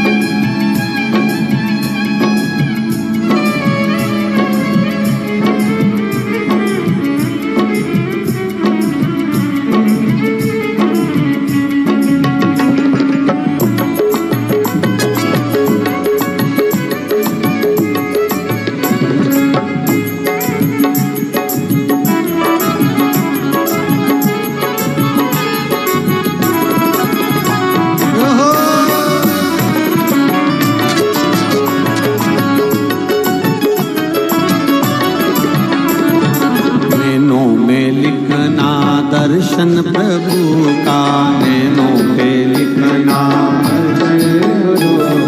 नैनों पे लिखना दर्शन प्रभु का, नैनों पे लिखना दर्शन प्रभु का। ओ मस्तक पे शिव का द्वार लिखना, मस्तक पे शिव का द्वार लिखना, हाँ मस्तक पे शिव जी का द्वार लिखना, मस्तक पे शिव जी का द्वार लिखना, मेरे हृदय बिच शिव जी का प्यार लिखना, मेरे हृदय बिच शिव जी का प्यार लिखना,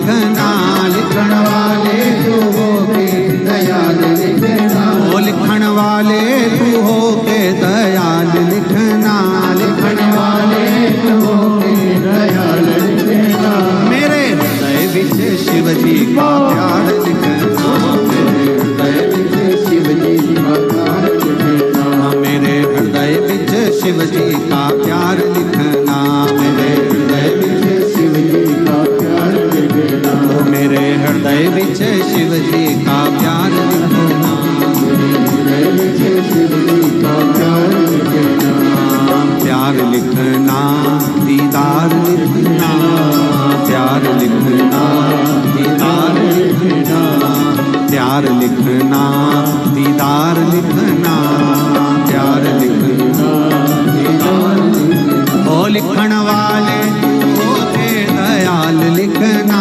लिखण वाले तू होके दयाल लिखना, मेरे हृदय विच शिव जी का प्यार लिखना, मेरे हृदय विच शिव जी का प्यार लिखना, मेरे हृदय विच शिव जी का प्यार लिखना, मेरे हृदय विच शिव जी का प्यार हार हार महादेव है।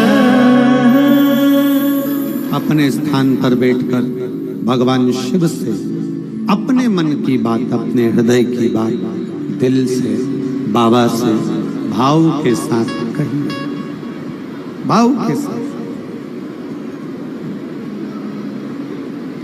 शिव महापुराण की कथा नहीं है, बाबा से अपने दिल की बात कहने का स्थान, स्थान जहां हम बाबा से अपने मन की बात कह सकें। आपको जहां जगह मिल जाया करे, जब हम बाबा से प्रार्थना करें ना भजन के बाद में, तो जहां जगह मिले वहां 5 मिनट बैठकर बाबा से दिल से जो कहोगे बाबा वो सुनेगा। आप दिल से कहो, बस उसको पुकार। इतनी दूर दूर से आप लोग आते हो, कोई 100 किलोमीटर, 150 किलोमीटर, 500 किलोमीटर, 700, 800, हजार किलोमीटर दूर से, कोई 50, 100, 25 किलोमीटर दूर से यहाँ आए हो, कोई भोपाल से भी आए हो, कोई यहाँ पास से भी आए हो। इतनी धूप में चलकर आए हो तो बाबा से कहकर जाना, बाबा आपकी कथा सुनी है और हमने सुना है तू देता है, छप्पर फाड़ कर देता है, ऐसी कृपा करना, हमारी भी झोली भरना। दिल से बाबा से भाव के साथ में कहिए। श्री शिवाय नमस्तुभ्यं, श्री शिवाय नमस्तुभ्यं, श्री शिवाय नमस्तुभ्यं, श्री शिवाय नमस्तुभ्यं, श्री शिवाय नमस्तुभ्यं।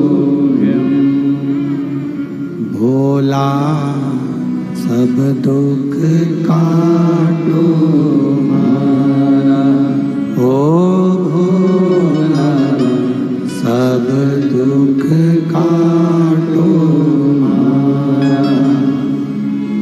शिव शंकर जपो तेरी माला, भोले बाबा जपो तेरी माला, भोला सब दुख काटो मारा, ओ भोला सब दुख काटो मारा। वेश मंगल मंगलकारी, वेश मंगल मंगलकारी, शमशान वासी हमारा, शमशान वासी हमारा।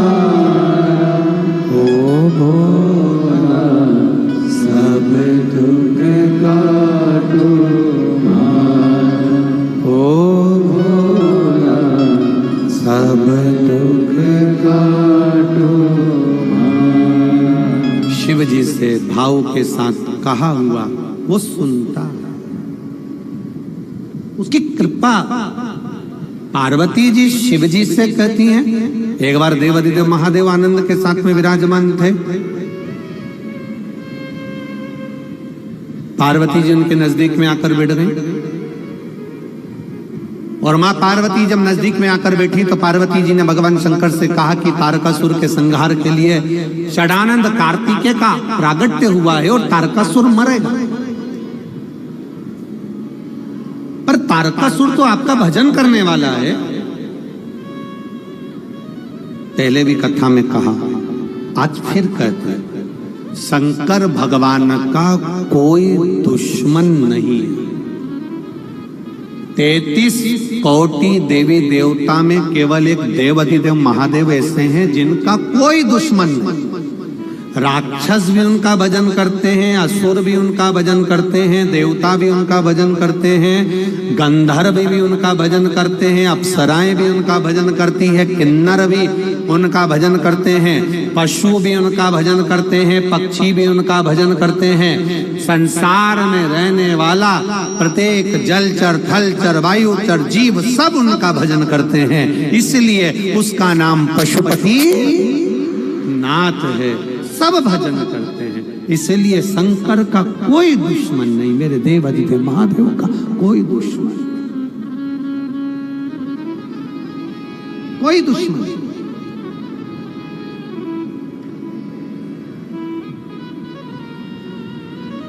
शिव का कोई द्रोही नहीं।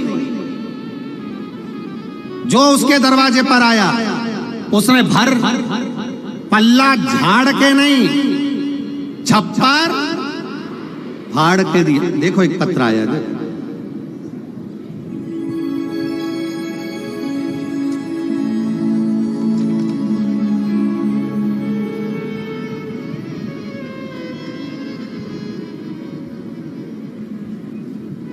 मैं किरण साहू, पति टेकराम साहू, भोपाल टीला जमालपुरा में रहती हूँ। कहीं बैठी हो तो हाथ हिलाइएगा, जहां कहीं बैठी हो, कहीं बैठी हो तो दोनों हाथ हिला दीजिएगा ऐसा एक बार।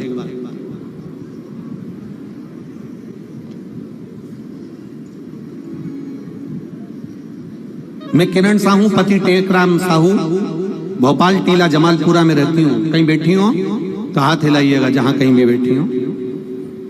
टीला जमालपुरा में रहती हूँ। मेरी शादी को 20 साल हो चुके थे, मेरी कोई संतान की प्राप्ति नहीं हुई। डॉक्टर को दिखाने पर बताया कि आपकी दोनों ट्यूब ब्लॉक है, आपको दूरबीन वाला ऑपरेशन करवाना पड़ेगा। 10 साल हमने संतान का इंतजार करा। 10 साल के बाद हमने ट्यूब का ऑपरेशन कराया। ट्यूब का ऑपरेशन कराते हुए 10 साल बीत गए, फिर भी हमारे यहाँ कोई संतान नहीं हुई। गुरुदेव 20 साल हो गए शादी को, पर औलाद का सुख नहीं था। हमारी पड़ोसन ने हमको कहा, आप शिव जी के मंदिर जाया करो, 1 लोटा जल चढ़ाया करो। हमने हमारी पड़ोसन से कहा, डॉक्टर के कहने पर हमने ऑपरेशन भी करवाया। दोनों ट्यूब खराब थी, इसके बाद भी 10 साल हो गए ऑपरेशन को, तो भी हमारे यहाँ औलाद नहीं है। आज हमारे यहाँ 20 साल हो गए, संतान नहीं। अब क्या भगवान सुनेगा? जब नहीं सुना तो अब क्या सुनेगा? पड़ोसन ने कहा, एक बार विश्वास तो करो। वो सीहोर वाला महाराज है ना, प्रदीप मिश्रा, वो कहता है लोटा भर जल चढ़ाने से सारी समस्या हल हो जाती है। 20 साल ही तो हुए हैं, कहाँ देरी हो गई? जल चढ़ाओ, पियो। हमने 1 लोटा जल चढ़ाकर पीना चालू करा। केवल 7 महीने हुए थे जल चढ़ाते चढ़ाते, और बाबा की कृपा से गर्भ ठहर गया। और बाबा की करुणा ऐसी हुई कि 21 अप्रैल को मालूम पड़ा कि गर्भ ठहरा, और बाबा की कृपा से ऐसी कृपा हुई बाबा कि 2023 में 17 अक्टूबर के दिन मेरे घर में 20 साल के बाद संतान ने जन्म लिया है। गुरुदेव बस एक तमन्ना लेकर व्यासपीठ के सामने आए हैं। हमारे बच्चे 8 महीने का हो गया है। आप बच्चा 8 महीने का हो गया है, आप हमारे बच्चे को एक बार व्यासपीठ की धोक लगवा देंगे? अगर कहीं बैठी हो तो हम मना नहीं है हमारी तरफ से, कहीं बैठी हो अपने बच्चे को लेकर तो अवश्य कार्यकर्ता यहाँ तक लेकर आएगा, कोई दिक्कत वाली बात नहीं है। अगर आप यहाँ बैठे हो पंडाल में, किसी भी पंडाल में है, यहाँ पर कहाँ बैठे? हाँ लिया हो जरा बच्चे को, लिया।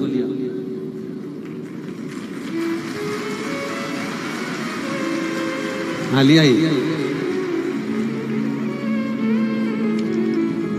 एक पत्र और बड़ा सुंदर आया है, ध्यान दीजिए।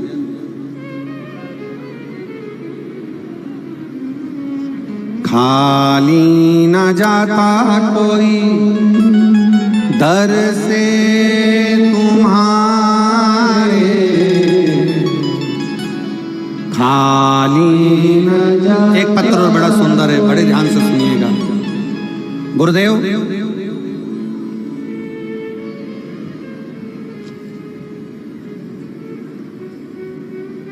मेरी बहन का नाम सोनू बुंदेला है, जिसका विवाह 2009 में ललितपुर के एक ग्राम में भरोनी देलवारा में हुआ है। कौन से सन में हुआ? जम के बोलो जरा। 2009 में 2009 में ललितपुर के ग्राम भरोनी देलवारा में मेरी बहन का ब्याह हुआ है, जिसका नाम सोनू बुंदेला है। गुरुदेव, 2009 से आज तक मेरी बहन का गर्भ नहीं ठहरा। गुरुदेव, 2009 के बाद मेरी बहन के घर संतान की प्राप्ति नहीं हुई।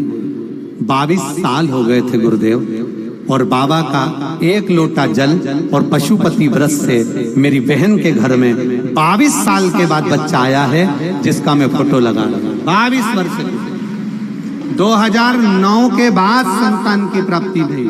ये शिव तत्व, ये उघड़ी, ये शिव। खाली न जाता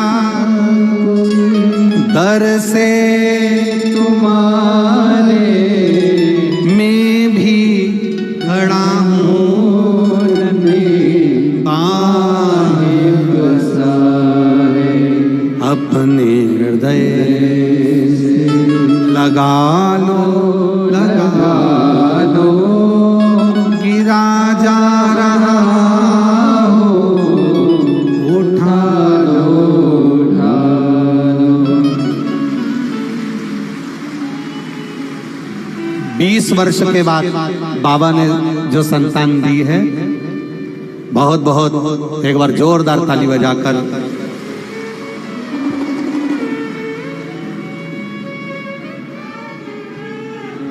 कहाँ है विश्वास जी? विश्वास जी सारंग जी कहाँ है?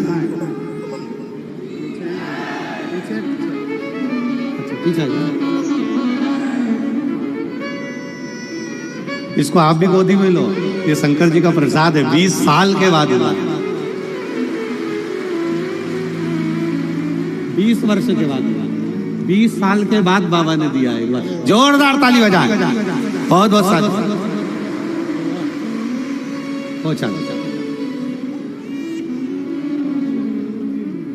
खाली न जाता कोई दर से तुम्हारे, मैं भी खड़ी हूँ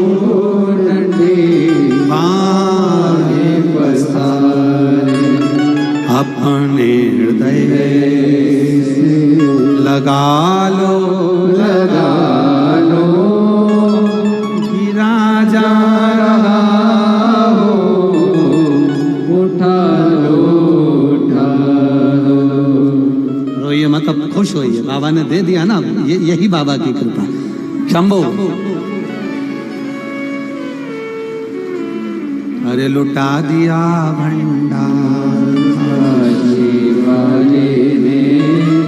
कर दिया माला माल, काशी वाले लुटा दिया भंडार, काशी वाले कर दिया माला माल, काशी वाले लुटा दिया, हाँ लुटा दिया, लुटा दिया, हाँ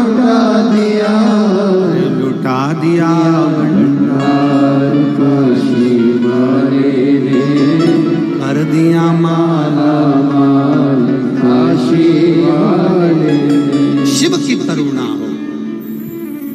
किसी को 22 साल, किसी को 20 साल, ये आपका विश्वास। फिर कहेंगे हेलमेट और सीट बेल्ट लगाने से सरकार का फायदा नहीं, फायदा आपका है। शंकर को लोटा भर जल चढ़ाने से सियोर वाले महाराज का फायदा नहीं, फायदा आपका है। आप चढ़ाओगे, ये उसकी कृपा, ये उसकी दया, ये उसकी उदारता। पार्वती जी ने शिव जी से कहा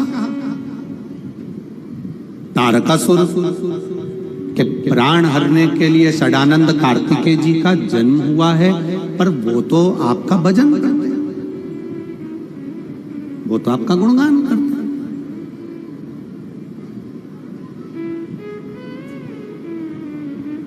अब जब वो आपका भजन करते हैं तो फिर तारकासुर का संहार क्यों? शिव जी ने कहा सुनो पार्वती, ये तारकासुर कोई साधारण नहीं है पार्वती, ये तारकासुर सबका द्रोही है, पर मेरा भजन करता है। इसी ने तो वर मांगा था कि अगर मरूंगा तो शंकर भगवान के पुत्र के द्वारा मरूंगा, क्योंकि ये चाहता था कि मेरी शादी हो जाए। ये चाहता है कि मेरा विवाह हो जाए, मेरी शादी हो जाए।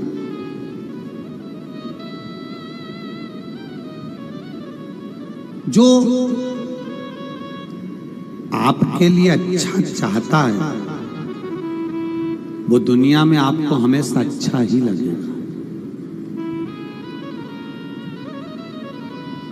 जो आपके लिए अच्छा चाहता है वो आपको हमेशा अच्छा लगेगा।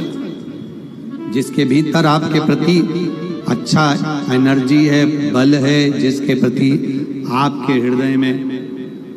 हृदय में दूसरे के हृदय में जिसके प्रति एक दूसरे के प्रति भाव होता है, वो कभी गलत नहीं हो सकता। तारकासुर मरेगा जरूर, क्योंकि ये देवताओं का द्रोही। शिव का कोई दुश्मन नहीं है, शंकर भगवान का कोई द्रोही नहीं है। कई लोग कथा में कह देते हैं भस्मासुर शंकर भगवान को भस्म करना चाहता था। अरे भस्मासुर था कौन? कौन था? शंकर का उपासक, शिव का भक्त। एक बार भस्मासुर ने सुन लिया था शंकर भगवान को काय से प्रसन्न करना चाहिए, तो किसी ने कह दिया शंकर भगवान पे भस्म चढ़ाओ, शिव जी प्रसन्न हो जाते हैं। अब भस्म कहां से लाऊं? रोज मुर्दे की भस्म लाता, शंकर भगवान को चढ़ाता, प्रसन्न शंकर जी आनंदित हो जाते। अब एक बार मुर्दे की भस्म ढूंढने के लिए गया, कोई मुर्दा ही जलता हुआ नहीं मिला, तो टेंशन में आ गया कि मुर्दा ही नहीं मिल रहा जलता हुआ। उस भस्मासुर ने चिता लगाई और अपनी पत्नी से कहा एक काम करता हूँ, मैं खुद जलकर भस्म हो जाता हूँ, मेरे महादेव को मेरी भस्म चढ़ा देना। पत्नी पति से कहती है तुम काय को जलकर भस्म होते हो? शंकर भगवान की सेवा करना है तो शंकर भगवान से कहो ना कि दूसरी कंपनी का माल बुलवाने से अच्छा है कि हमारी खुद की भस्म बनाने की फैक्ट्री खोल दो। पति को समझ में नहीं आया कि भस्म बनाने की फैक्ट्री कैसी। पत्नी ने कहा तुम शंकर भगवान की आराधना करो, शंकर जी से कहो रोज रोज मुर्दे नहीं मिलते, रोज रोज भस्म नहीं मिलती, रोज रोज कोई मरता नहीं है, इसलिए आप हमको वर प्रदान कर दो कि हमारी खुद की फैक्ट्री चालू हो जाए। शंकर भगवान भी अचंभे में पड़ गए, तुम्हारी कैसी फैक्ट्री? भस्मासुर कहने लगा जिस पे भी हाथ रखे वो भस्म हो जाए, भस्म तैयार होगी तुमको चढ़ा देंगे। खुद की फैक्ट्री चालू, दूसरी कंपनी का माल ही नहीं लाना पड़ेगा। शंकर भगवान तो भोले भाले, उन्होंने कह दिया तथास्तु, जिस पे हाथ रखेगा वही भस्म। भस्मासुर पहुंच गया घर पर, पत्नी से कहा मैं बड़ा प्रसन्न हो गया, तुझे गले लगाना चाहता हूं। पत्नी को मालूम था इसको आशीर्वाद मिला है, जिसको भी हाथ रखेगा बस। पत्नी ने अपने पति से कहा शंकर जी हैं, नशे में रहते हैं, भरोसा नहीं है, हर किसी को आशीर्वाद दे देते हैं, हो सकता है तुमको भी बेवकूफ बना दिया हो। फैक्ट्री चालू करने से पहले एक बार प्रैक्टिकल कर लो, शंकर जी पे हाथ रख के देख लो, उन्हीं पे हाथ रखो, बस तो भोला भोला का भगत भोला दौड़कर शंकर जी के पास गया। शिव जी ने पूछा क्या चाहता है? अब तो तेरी फैक्ट्री चालू हो गई।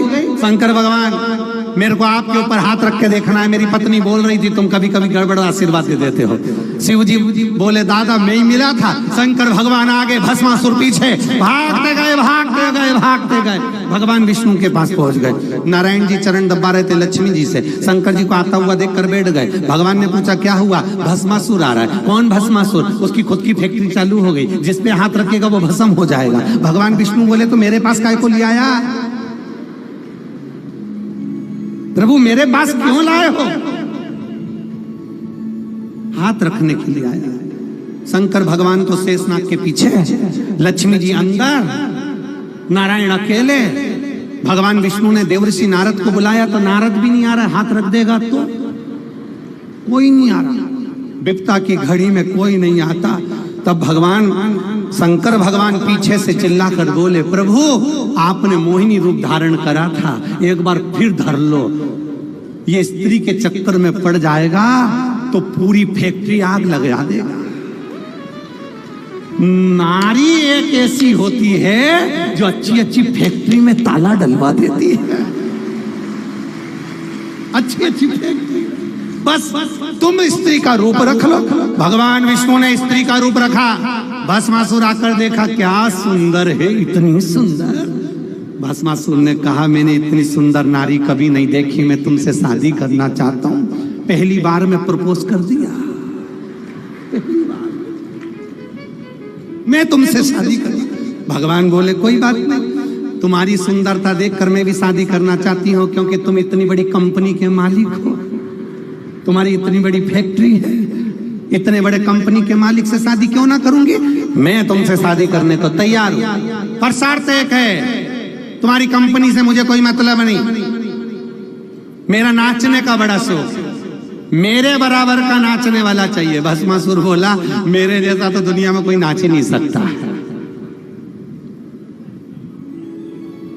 अब जिसको शादी करना रहती है वो तो 25 बार बोलता है ना। एक लड़का अटक के बोलता था, उसकी शादी नहीं हो रही थी। घर के लोगों ने कहा लड़की वाले आए हैं, तुम बिल्कुल नहीं बोलोगे, सारी बात हम करेंगे। ठीक, मैं क्या करूंगा?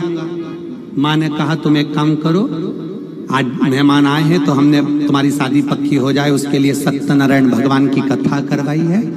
तुम बैठे बैठे केवल पंजेरी खाना। सत्यनारायण भगवान का वो आटा सिका हुआ, शक्कर मिली हुई पंजेरी खाना। कोई बोलेगा भी नहीं क्योंकि तुम खाने में लगे रहोगे तो कोई पूछेगा भी नहीं। ठीक है। अब ये पंजेरी खाने में लगा था, मुंह में भरी थी पंजेरी, इतने में एक ने तो पीछा ही पकड़ लिया। साहब आपका नाम क्या? बार बार पूछे नाम क्या, नाम क्या, नाम क्या, नाम क्या, नाम क्या। अब ये अटक के तो बोलता था तो ये चालू हो गया, फूल चल, पूरी पंजेरी मुंह पे फूल चल। रिश्तेदारों ने सोच लिया बहुत लंबा फूल चंद है, 3 मिनट से फू फू कर रहा था, तब जाके चंद निकला। अपनी लड़की का नाम सुंदरी है, अगर एक बार सू पे अटक गया तो बस एक ही काम करता रहेगा,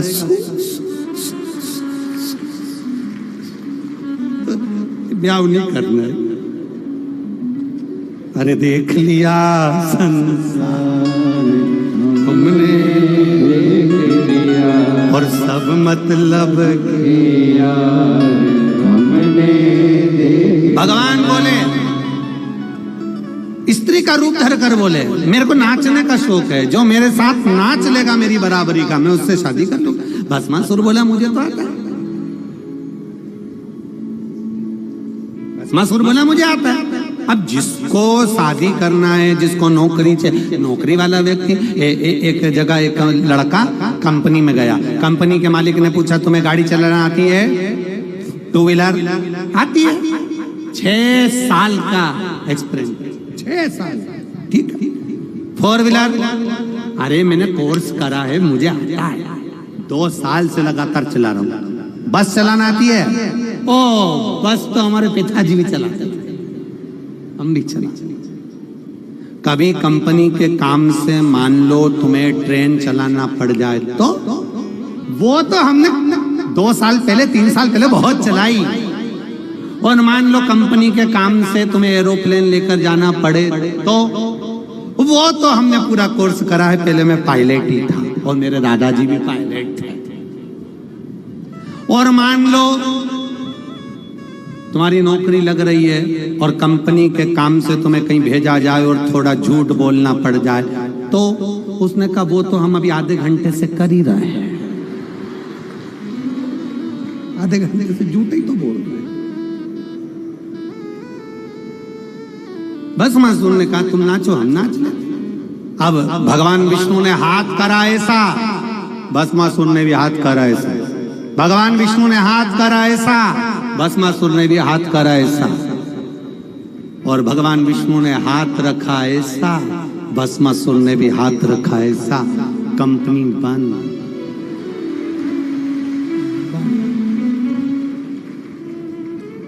इसलिए निवेदन है, खुद की धर्म पत्नी अगर घर में है तो उसका सम्मान करो। वो 4 कंपनियां ज्यादा खुलवा देगी और दूसरी पत्नी पर, दूसरे की पत्नी पर निगाह गई तो वो तुम्हारी सारी कंपनी बंद करवा देगी।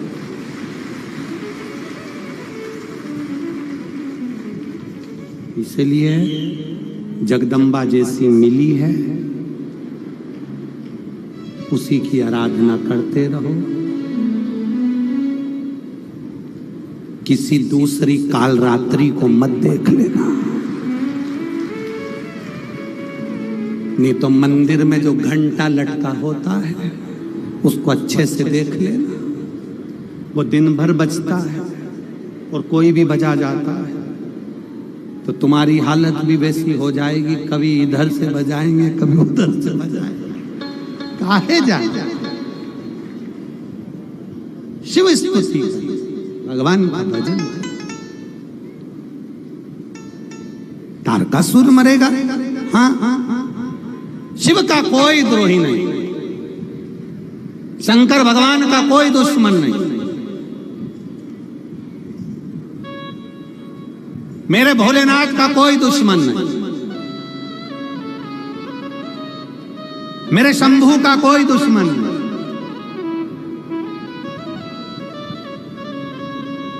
बस सबके दुश्मन होंगे पर मेरे शंकर का कोई दुश्मन नहीं होता। उसको पशुओं का नाथ भी कहते हैं, इसलिए उसका नाम पशुपति नाथ है। उसको पशुओं का नाथ भी कहते हैं।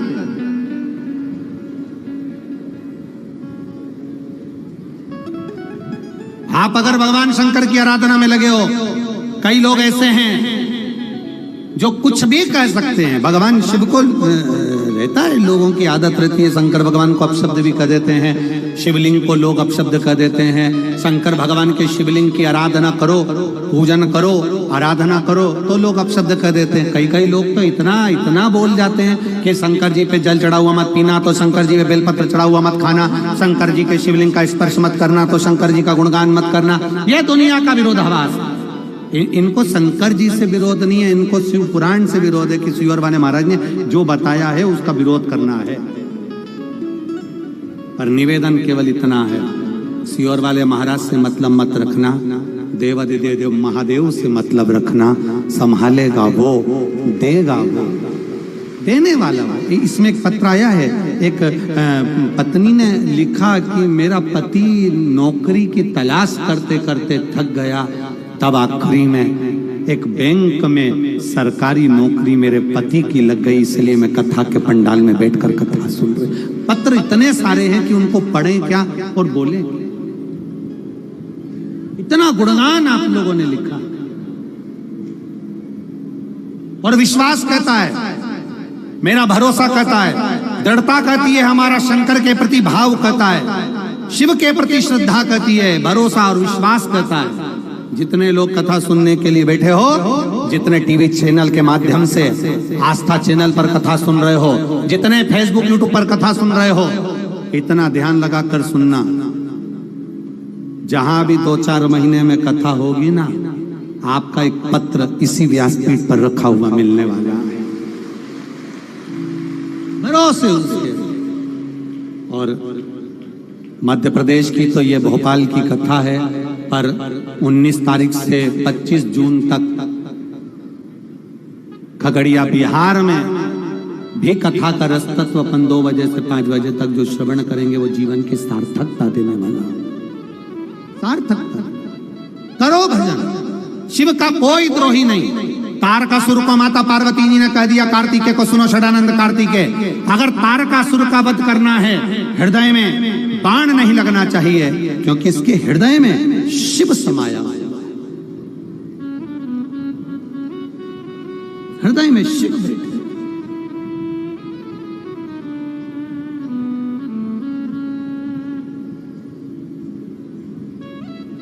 और महाराज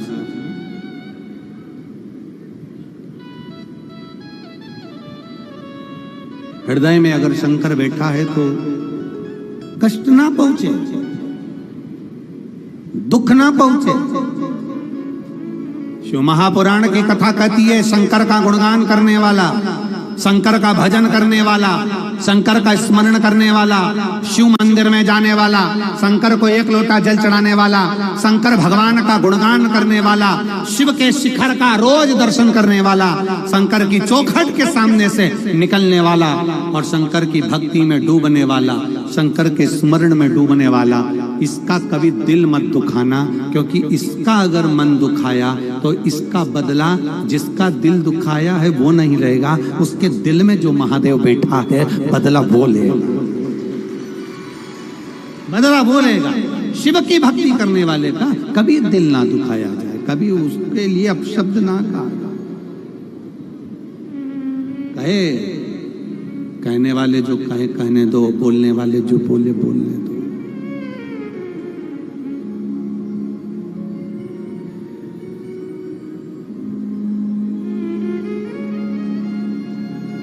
आपका कर्म भगवान शिव की भक्ति का गुणगान करना है, स्मरण करना। शिव कथा कर रही है, शिव का स्मरण कर रहा है। तारकासुर सामने आया, षडानंद कार्तिकेय जी ने तीक्ष्ण बाण चलाया। मां पार्वती जी नजदीक में खड़ी थी, तारकासुर के देख रही हैं। माता पार्वती जी तारकासुर का ध्यान मां जगतजननी जगदम्बा के चरणारविंद की ओर गया, माता पार्वती के चरणों की ओर ध्यान दिया। जब हम श्री शिवाय नमस्तुभ्यं बोलते हैं, जब हम महामृत्युंजय मंत्र बोलते हैं, जब हम नमः शिवाय बोलते हैं, ओम नमः शिवाय बोलते हैं,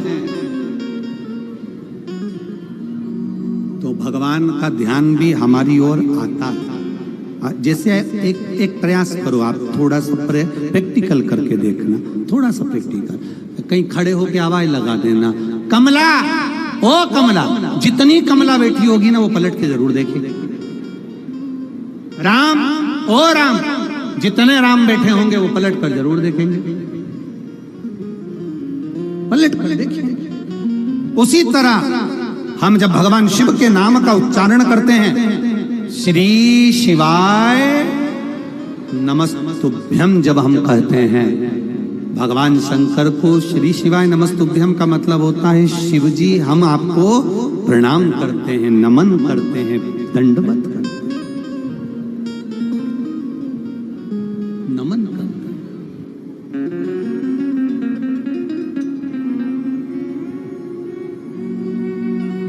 प्रणाम करते हैं, नमन करते हैं। जब हम बार बार देवाधिदेव महादेव को पुकारते हैं, जब हम बार बार भगवान शंकर का गुणगान करते हैं, जब हम बार बार भगवान शिव का नाम लेकर पुकारते हैं, वो बेटे